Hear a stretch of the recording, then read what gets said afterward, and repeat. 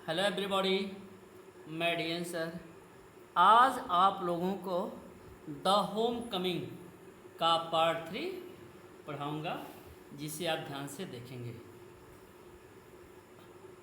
Sphatik as soon as all was settled kept asking his uncle every minute when they were to start. He was on pins and endless all day long with excitement and lay awake most of the night. देखिए, फटिक as soon as all was settled. फटिक जब जब सब कुछ निश्चित हो गया। Phatik as soon as all was settled, जब सब कुछ निश्चित हो गया। Kept on asking his uncle, uncle का सेंस यहाँ मामा से है। केप्ट ऑन मतलब पूछता रहा, आस्किंग हिज अंकल तो बार बार अपने मामा से पूछता रहा या अपने मामा से पूछने लगा।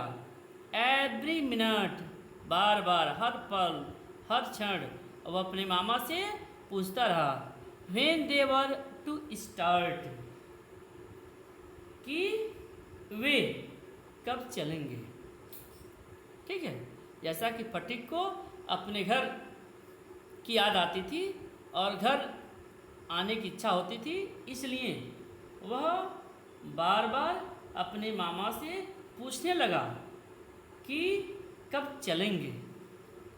ही was on pins and endless all day long with excitement and lay awake most of the night. He was on pins and needles all day long with excitement, मतलब कह रहे कि वो पूरे दिन प्रफुल्लित और तैयार रहता था। ठीक है, ही was on pins and needles all day long, पूरे दिन वो हमेशा पिंस एंड एंडलेस तैयार रहता था। Long with excitement and lay awake most of the night, और प्रायः या अक्सर रात को भी वह जागा रहता। ही बिक्वेथ, देखिए, he bequeath to Makhan in property his fishing rod, his big kite and his marbles, मतलब उसने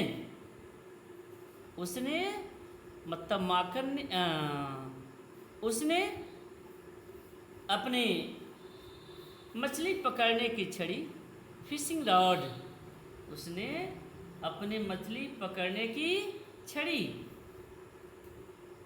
हिज बिग काइट, बड़ी पतंग, एंड हिज मार्बल्स, और अपने कंचे माखन को विरासत में दे दिया था। देखिए, बिग हेड मतलब कोई चीज़ दे देना।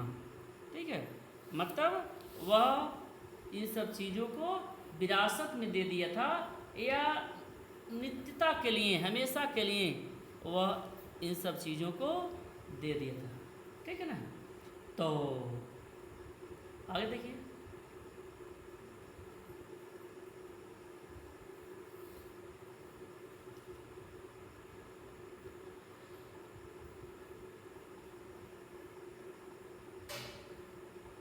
Indeed, at this time of departure, his generosity means होता है उदारता। Indeed, वास्तव में, at this time of departure मतलब इस जाने के समय, डिपार्चर में जाना, इस जाने के समय, हिज जनरसिटी मतलब उसकी उदारता, his generosity towards Makhan was unbounded, unbounded means असीमित, मतलब कहा जा रहा है कि वास्तव में इस जाने के समय उसकी माखन के प्रति उदारता असीमित थी। हिज जनरसिटी टुवर्ड्स माखन, उसकी माखन के प्रति उदारता अनबाउंडेड, असीमित थी। वेन दे रिच्ड कलकत्ता, जब वे कलकत्ता पहुँचे, Phatik made the acquaintance of his aunt of his first time. Phatik जो है वह पहली बार अपने आंट, अपने मामी से मिला था। ठीक है, जब वे कलकत्ता पहुँचे तो फटिक पहली बार अपनी मामी से मिला था। एक्वेंटेंस मित परिचित होना, परिचित हुआ था या पहली बार मिला था। She was by no means pleased with this unnecessary addition to her family, मतलब वह अपने परिवार में अननेसेसरी एडिशन, अनावश्यक बढ़ोतरी को देखकर बिल्कुल भी खुश नहीं थी। She found her own 3 boys quite enough to manage without taking anyone else. वह बड़ी मुश्किल से अपने ही 3 लड़कों का प्रबंध कर पाती थी। She found her own 3 boys quite enough manage. बड़ी मुश्किल से अपने ही 3 लड़कों का प्रबंध कर पाती थी। Without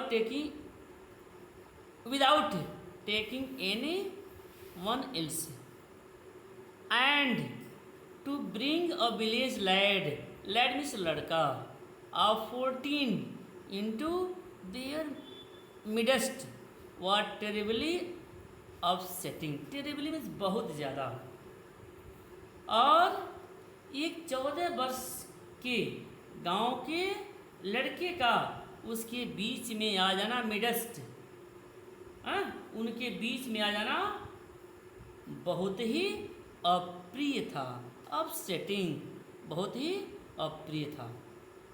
December should really have thought twice before committing such an indiscretion, मतलब दिसंबर को इस तरह की बात करने से पहले, दिसंबर को इस तरह की बात करने से पहले कम से कम 2 बार सोचना चाहिए था। बिफोर कमिटिंग सच एन इंडिस्क्रिएशन, मतलब इस तरह का कार्य करने से पहले, इंडिस्क्रिएशन मीन्स कार्य, इस तरह का कार्य करने से पहले कम से कम उसे 2 बार सोचना चाहिए था।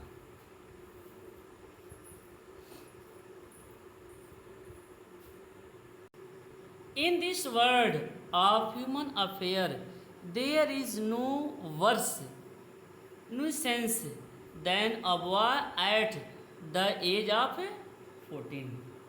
कहा जा रहा है कि in this world of human affairs, मतलब इस मानवीय संसार के अफेयर्स, कार्यों में, इस मानवीय संसार के झमेले में, there is no worse nuisance than a boy at the age of 14, एक लड़का जिसकी उम्र 14 साल हो, इससे बड़ी बाधा नहीं हो सकती थी। मतलब सेंस यह कहा जा रहा है कि इस मानवीय संसार के झमेले में एक लड़का जिसकी उम्र 14 साल की हो, इससे बड़ी कोई बाधा नहीं हो सकती थी। He is neither ornamental nor useful, न तो वह आकर्षक होता है न ही उपयोगी। देखिए, he is neither ornamental, ornamental का सेंस यहाँ आकर्षक का सेंस है, नॉर यूजफुल, न तो वह उपयोगी होता है और न आकर्षक। It is impossible to shower affection on him as on little boy, मतलब उसके ऊपर एक बच्चे की तरह प्यार बरसाना असंभव होता है। देखिए, इट इज़ इम्पॉसिबल असंभव होता है, टू शो अफेक्शन प्यार बरसाना, on him as a little boy, मतलब उस पर एक छोटे लड़के जैसा प्यार बरसाना असंभव होता है। And he is always getting in the way, और वह हमेशा रास्ते में आता रहता है। He is always getting in the way, वह हमेशा रास्ते में आता रहता है। If he talks with childish lips he is called baby, यदि वह एक बच्चे की तरह तुतलाता है तो उसे बच्चा कहा जाता है। If he talks with childish, बच्चे जैसा, लिस्प तुतलाता है, ही इज़ कॉल्ड बेबी, यदि वह बच्चे जैसा लिस्प मीन्स तुतलाता है तो उसे बच्चा कहा जाता है। And if he answer in grown up way he is called impertinent, और अगर वह एक बड़े व्यक्ति की तरह व्यवहार करता है तो उसे अनुपयुक्त कहा जाता है। इम्पर्टिनेंट, अनुपयुक्त, बेकार। इनफैक्ट, वास्तव में, in fact any talk at all from him is resented. देखिए, कहा जा रहा है कि जो भी वह कहता है उसका विरोध किया जाता है, रिसेंटेड, विरोध किया जाता है। In fact any talk at all from him is resented, जो भी वह कहता है उसका विरोध किया जाता है। Then he is at the unattractive growing age, तब वह एक अनअट्रैक्टिव ग्रोइंग एज, मतलब तब वह एक अनअट्रैक्टिव, बदसूरत, एक बदसूरत, ग्रोइंग एज, बढ़ती हुई उम्र में होता है। तब वह एक अनअट्रैक्टिव मीन्स अगली, बदसूरत बढ़ती हुई उम्र में होता है। He grows out of his clothes, वह अपने कपड़े की अपेक्षा बहुत तेज़ी से बढ़ता है। He grows out of his clothes, अपने कपड़े की अपेक्षा ज़्यादा तेज़ी से बढ़ता है। विद इंडिसेंट हेस्ट, और indecent haste his voice grows hoarse and breaks and quiver. देखिए, grows out of his clothes with indecent haste, मतलब कहा जा रहा है कि वह कपड़ों की अपेक्षा तेज़ी से बढ़ता है और उससे नफरत किया जाता है, घृणा किया जाता है। हिज वॉइस ग्रोज होर्स, उसकी आवाज़ थोड़ा कड़वी लगने लगती है, भारी हो जाती है। एंड ब्रेक्स एंड क्वीवर्स, और वह ब्रेक्स, अटक अटक करके, कांपते हुए स्वर में, क्वीवर, कांपना, कांपते हुए स्वर में गाने लगता है। His face grows suddenly angular and unsightly, मतलब बचपन की गलतियों को माफ़ करना आसान होता है। It is easy to excuse the shortcoming of early childhood, बचपन की गलतियों को, चाइल्डहुड बचपन की, एक्सक्यूज गलतियों को माफ़ करना आसान होता है, but it is hard to tolerate even unavoidable lapses in a boy of 14। लेकिन एक 14 साल के लड़के की गलतियों को सहन करना अनिवार्य होता है। देखिए कहा जा रहा है कि लेकिन 14 साल के एक लड़के की गलतियों को सहन करना अनअवॉइडेबल मतलब असहनीय होता है। Then the lad himself becomes painfully self conscious. The lad, lad means मैंने बताया, लैड मीन्स बताया लड़का। The lad himself becomes painfully self conscious, लड़का स्वयं दर्द से संकोची हो जाता है। The lad himself becomes painfully self conscious मतलब लड़का स्वयं दर्द से संकोची हो जाता है। When he talks with elderly people, जब वह बड़े लोगों से बात करता है। एल्डरली पीपुल बड़े लोग। He is either unduly forward और its so unduly shy that he appears ashamed of his very existence. Existence means होता है अस्तित्व, मतलब कहा जा रहा है कि या तो वह घबराहट में ढील हो जाता है, अंडली घबराहट में ढील हो जाता है, या बेचैन होकर के शर्माने लगता है। साई या बेचैन होकर के शर्माने लगता है, या फिर उसे अस्तित्व पर बहुत शर्मिंदगी होने लगती है। देखिए, या उसको अस्तित्व पर बहुत ही असेम्ड शर्मिंदगी होने लगती है। पियर शर्मिंदगी होने लगती है। एट जबकि it is at this very age when in his heart of hearts a young lad most craves for recognition and love। कहा जा रहा है जबकि इस उम्र में उसके दिल में होता है कि उसे प्यार और पहचान मिले। देखिए, this very age when his heart of hearts, उसके दिल में यह बात होती है कि उसे भी प्यार, लव एंड रिकॉग्निशन पहचान, कि उसे भी प्यार और पहचान क्रैब्स मिले, उसकी यह इच्छा होती है।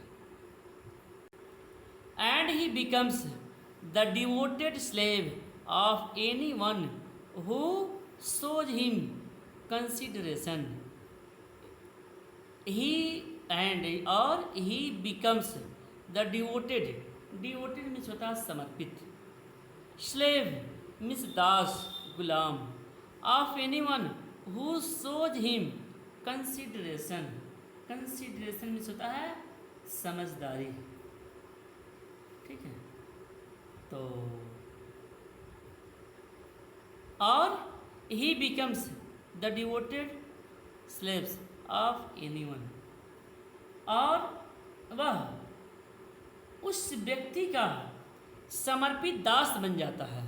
डिवोटेड स्लेव उस व्यक्ति का समर्पित दास बन जाता है जो उस पर ध्यान देता है। ठीक है, शोज हिम कंसिडरेशन, जो उस पर ध्यान देता है उस व्यक्ति का वह समर्पित दास बन जाता है। But none dare openly love him, for that would be regarded as undue indulgence and therefore bad for the boy. लेकिन लेकिन कोई भी खुले रूप में उस प्यार को नहीं दर्शाता। Regarded as undue indulgence and therefore bad for the boy. मतलब कहा जा रहा है कि कोई भी व्यक्ति खुले रूप में उस प्यार को नहीं दर्शाता। एज क्योंकि undue indulgence and therefore bad for the boy, क्योंकि उससे अनुचित आसक्ति माना जाता है, उसे लोग खराब मानते हैं। So what with scolding and chiding he becomes very much like a stray dog that has lost his master। देखिए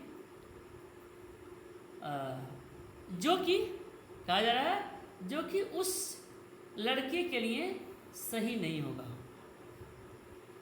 इसलिए what with scolding and chiding, उसे डांटना और तिरस्कार करना, वह बिल्कुल एक आवारा कुत्ते के समान हो जाता है।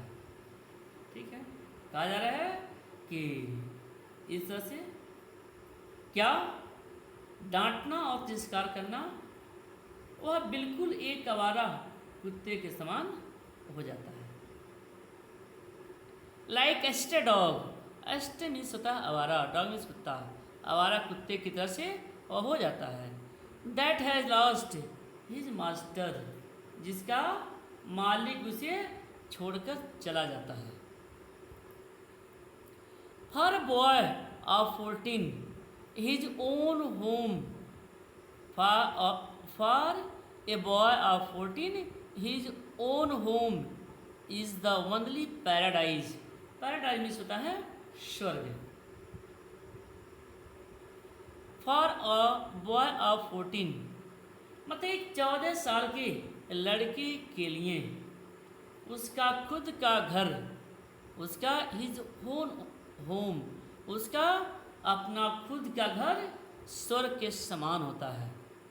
To live in strange house with strange people is little short of torture.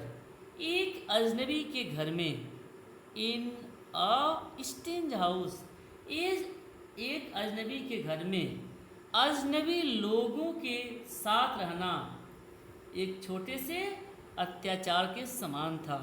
Little short torture, torture में अत्याचार, मतलब कहा जा रहा है कि एक अजनबी के घर में अजनबी लोगों के साथ रहना एक छोटे से अत्याचार के समान था। While the height of bliss is to receive the kind look of women and never to be slighted by them। किसी स्त्री के द्वारा प्यार से बात या व्यवहार किया जाना परमानंद की चरम सीमा होती है। मतलब यदि कोई महिला उन बच्चों से प्यार करती है, अच्छा व्यवहार करती है, तो यह बहुत ही अच्छी या आनंद की बात होती है। And never to be slighted by them, और उसके द्वारा कभी भी तिरस्कार नहीं किया जाना चाहिए। It was anguish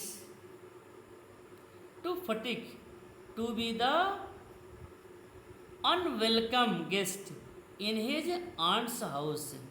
मतलब यह फटिक के लिए बड़ी दुखद या पीड़ादायक बात थी कि वह अपनी मामी के घर में अनवेलकम्ड अवांछनीय था। It was anguish to Phatik to be the unwelcome guest in his aunt's house. यह फटिक के लिए दुख की बात थी कि वह अपने मामी के घर में अवांछनीय था। Despised by this elderly woman and sighed on every occasion। मतलब हर मौके पर वह एल्डरली वुमेन, वह बुजुर्ग औरत द्वारा तिरस्कृत किया जाता था। डिस्पाइज्ड बाई एल्डरली, डिस्पाइज में से तिरस्कृत किया जाना, घृणा किया जाना। डिस्पाइज्ड बाई दिस एल्डरली वुमेन, उस बुजुर्ग महिला के द्वारा उसका अनादर किया जाता था, उसे तिरस्कृत किया जाता था। And slighted on every occasion, मतलब हर एक मौके पर, हर एक समय पर। If she ever asked him to do anything for her he would be so overjoyed. देखिए कहा जा रहा है if she ever asked him, जब भी वह उससे कुछ करने को कहती तो वह इतना खुश हो जाता कि कुछ ज़्यादा ही कर देता। If she ever asked him to do anything, जब भी वह उससे कुछ करने के लिए कहती फॉर हर, तो he would be so over enjoyed, तो वह बहुत ज़्यादा खुश होता। That he would over to do it, और चाहता था कि कुछ और भी ज़्यादा कर दे। And then she would tell him not to be so stupid, और फिर उससे बताती कि इतने बेवकूफ़ मत बनो। She would tell him not to be so stupid, कहती थी कितने बेवकूफ़ मत बनो। But to get on with this lessons, बल्कि अपने पढ़ाई पर ध्यान दो। The cramped atmosphere of neglect in his aunt's house oppressed Fatick so much that he felt that he could hardly breathe। Breathe में सिर्फ सांस लेना। देखिए द क्रैम्प्ड एटमॉस्फियर, क्रैम्ड मतलब तंग, परेशानियों से भरा हुआ। The crammed atmosphere of neglect in his aunt's house, मतलब अपनी मामी के घर में उपेक्षा के तंग वातावरण में, अपने मामी के घर में उपेक्षा, निगलेक्ट, उपेक्षा के तंग वातावरण ने फटिक पर इतना जुल्म किया। फटिक सो मच, फटिक पर इतना जुल्म किया। अप्रेस्ड, इतना अप्रेस्ड मीन्स जुल्म किया, इतना जुल्म किया। So much that he felt that he could hardly breathe, कि उसे ऐसा लगता था कि वह सांस लेना भी मुश्किल समझता था, यानी उसको सांस लेना भी मुश्किल लगता था। He wanted to go out into the open country, वह खुले गांव में जा कर के and feel his lungs, lungs means फेफड़ा, एंड ब्रीद फ्रीली, मतलब वह खुले हुए गांव में जाकर अपने फेफड़ों से स्वतंत्र सांस लेना चाहता था। देखिए, he wanted to go out into the open country and feel his lungs and breathe freely, मतलब अपने, कहा जा रहा है कि अपने खुले गांव में जाकर के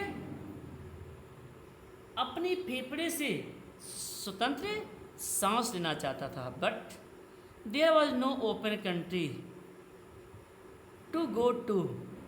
लेकिन वहाँ कोई खुला गांव नहीं था। But there was no open country to go, लेकिन वहाँ पर कोई खुला गांव नहीं था। Surrounded on all side, side से by Calcutta house and walls, Calcutta में चारों तरफ दीवारों और घर से बने हुए थे। यानी जो कलकत्ता था वह चारों ओर घर और दीवारों से घिरा हुआ था। हाउस एंड वॉल्स, कलकत्ता के चारों तरफ घर और दीवार बने हुए थे। He would dream night after night of his village home and long to be back there. वह हर रात, कहा जा रहा है कि वह हर रात अपने गांव वापस जाने के सपने देखा करता। ठीक है। He would dreamed night after night, हर रात हिज विलेज होम, अपने गांव के घर जाने के लिए सपने देखा करता। He remembered the glorious meadow where he used to fly his kite all day long. He remembered, उसे वह शानदार चारागाह, ग्लोरियस मीडो, उसे वह शानदार चारागाह याद आते। Where he used to fly his kite all day long, जहाँ वह पूरे दिन पतंग उड़ाया करता था। The broad river bank where he would wander about the livelong day singing and shouting for joy. मतलब चौड़ा नदी का किनारा, देखिए ब्रॉड रिवर बैंक, चौड़ा नदी का किनारा, वेयर, जहाँ, ही would wander about the livelong day, जहाँ पर वह पूरे दिन, जहाँ पर वह पूरे दिन चिल्लाता रहता था, खुशियों से गीत गाता रहता था और इस तरह से अपना दिन बिताता था। द नेहरू ब्रुक, ब्रुक मिस यहाँ सेंस है नदी। The narrow brook where he could go, मतलब वह छोटा सकरा झरना, ठीक है। द नैरो सकरा ब्रुक, वह सकरा झरना, वेयर ही कुड गो, जहाँ वह कभी भी जाता, एंड डाइव, डुबकी लगाना, and swim at any time, जिसमें वह कभी भी जाता, डुबकी लगाता और तैरता। ही लाइक्ड, मतलब जब वह चाहता उस झरने में जाता, तैरता और डुबकी लगाता। ही thought of his band of boy companions over whom he was a despot। देखिए, ही थॉट, उसे अपने समूह के साथी लड़के याद आते। He thought of his band of boy, band is समूह, of boy companions over whom he was a despot, मतलब उसे अपने समूह के साथी लड़के याद आते जिसमें वह डिस्पोट था, जिसमें वह तानाशाह था। एंड डिस्पोट मीन्स तानाशाह। And above all the memory of that tyrant mother of his, और सबसे ज़्यादा उसे अपने टायरेंट मदर, आताताई माँ की याद आती। The memory of that tyrant mother of his, उसे अपनी आताताई माँ याद आती। Who had such a prejudice against him, जिसने उसके विरुद्ध पक्षपात किया। प्रेजुडिस, पक्षपात किया। Occupied him day and night, मतलब यह विचार उसे दिन रात परेशान करते रहे। A kind of physical love like that of animal, a longing to be in the presence of the one who is loved. A kind of physical love, मतलब एक तरह का शारीरिक प्रेम जैसा कि जानवरों में होता है। A kind of physical love like that of animal, जैसा कि जानवरों में होता है। Longing to be in the presence of the one who is loved, किसी ऐसे के सामने होना जिससे आप प्यार करते हो। An inexpressible wistfulness during absence, silent cry of the inmost hurt for the mother, मतलब किसी के न होने पर न प्रकट करने योग्य उत्कंठा, एक शांत चीख जो दिल में उसकी माँ की याद आती थी। Like looming of calf in twilight, this love which was almost an animal instinct agitated the shy nervous lean uncouth and ugly boy, मतलब शाम के समय कौफ बछड़ा बछड़े के रंभाने के समान थी। ठीक है, देखिए कह रहे हैं कि शाम के समय कौफ, लोमिंग मीन्स रंभाना, शाम के समय लोमिंग ऑफ कौफ, मतलब शाम के समय बछड़े के समान रंभाने की समान थी। यह प्यार जो कि एक जानवर के रूप में स्वाभाविक था। विच वॉज ऑलमोस्ट एनिमल इंस्टिंक्ट, एक जानवर के रूप में स्वाभाविक था।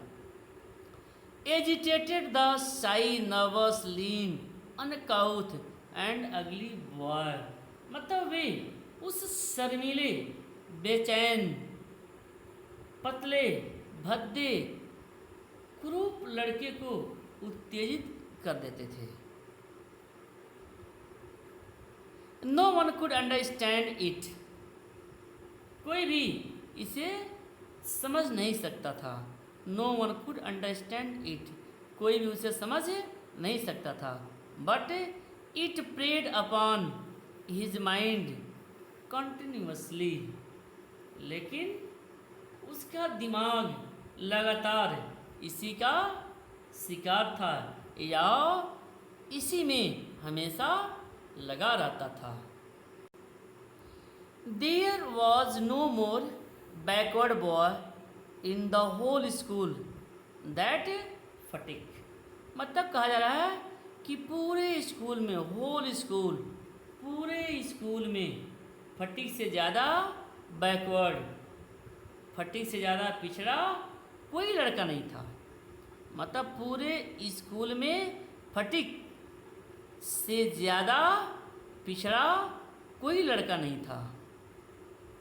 He gaped and remained silent, मतलब silent when the teacher asked him a question and like an overladen ass means होता है गधा, donkey, patiently suffered all the blow, मतलब जब भी अध्यापक उससे, टीचर जब भी अध्यापक उससे प्रश्न पूछते तो उसका मुंह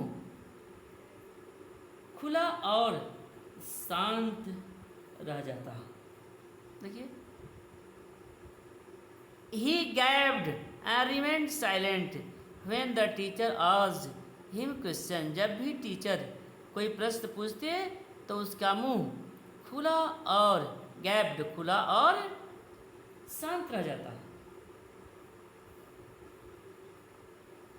Like an overladen as patiently suffered, मतलब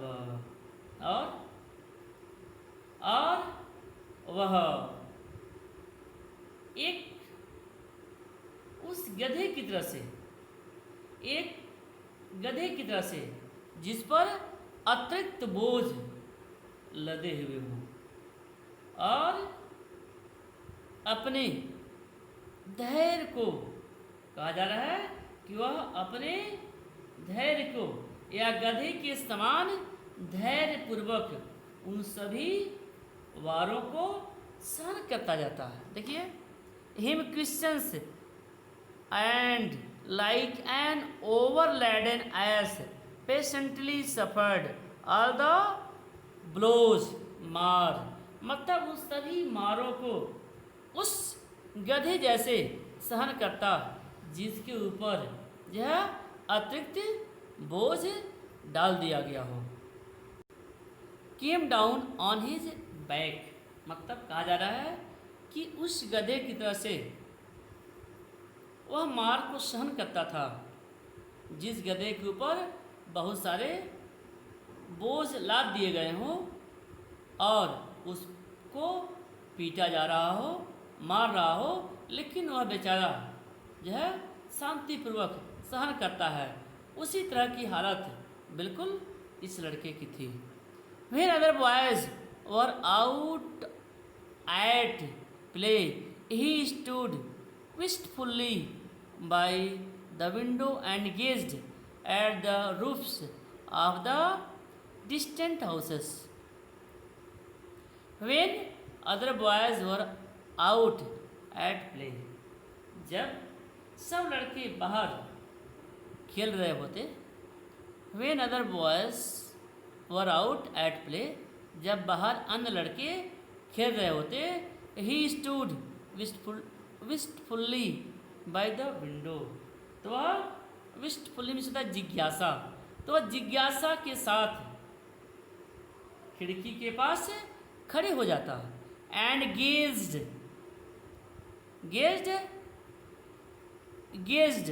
at the roof of the distant houses, और दूर के घरों की छतों को देखा करता।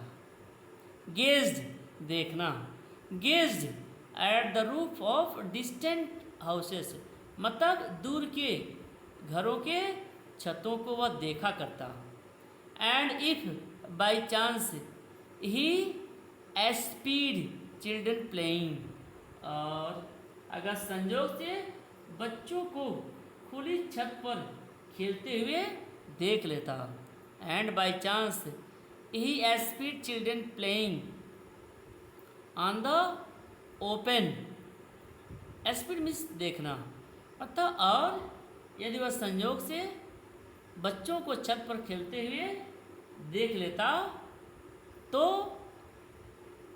terrace of any roof his heart would ache with longing, तो उसके दिल भी इच्छाओं से भर जाता।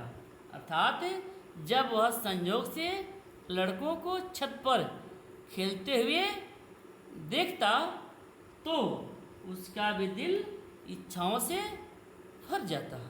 ओके।